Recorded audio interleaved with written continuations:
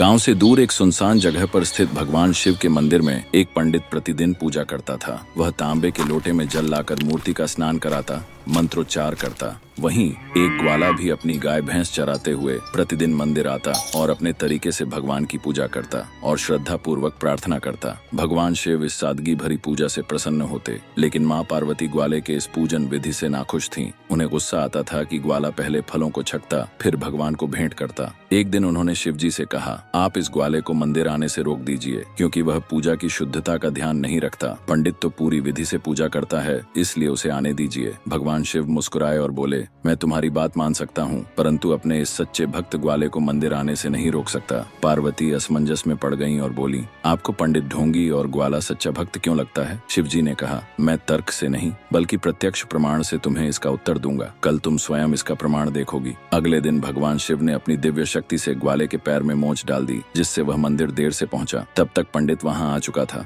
ग्वाला पंडित के डांटने से बचने के लिए दूर खड़ा हो गया और उसके जाने का इंतजार करने लगा। तभी अचानक मंदिर हिलने लगा। ग्वाले को लगा कि मंदिर गिर सकता है और भगवान दबकर मर सकते हैं। वह दौड़ता हुआ मंदिर के अंदर गया और मूर्ति के ऊपर झुक गया, ताकि यदि मंदिर गिरे तो मूर्ति सुरक्षित रहे। पंडित ने उसे रोकते हुए कहा, अरे मूर्ति पत्थर की है, इसे कुछ नहीं होगा, तू मर जाएगा, बाहर आ जा। लेकिन ग्वाला नहीं हटा। उसने अपनी जान की चिंता के बिना भगवान को बचाने की ठान ली। कुछ देर बाद मंदिर का हिलना बंद हो गया। ग्वाला खुशी से चिल्लाया, मेरे भगवान बच गए। पंडित ने इसे भूकंप समझा और फिर पूजा करने लगा। उसके जाने के बाद ग्वाले ने भी अपनी पूजा पूरी की और चला गया। भगवान शिव मुस्कुराए और पार्वती से पूछा, अब बताओ कौन सच्चा भक्त है? वह पंडित जो मुझे पत्थर की मूर्ति समझकर सिर्फ अपने स्वार्थ के लिए पूजा करता है, या यह ग्वाला जो मुझे साक्षात भगवान मानकर निस्वार्थ भक्ति करता है और मेरी रक्षा के लिए अपनी जान तक जोखिम में डाल देता है? पार्वती को अपनी गलती समझ में आ गई। उन्होंने कहा, प्रभु, लेकिन वह फलों को पहले छकता क्यों है? भगवान शिव ने उत्तर दिया, वह फल झूठे करने के लिए नहीं, बल्कि यह सुनिश्चित करने के लिए छकता है कि वे खट्टे या कड़वे न हों,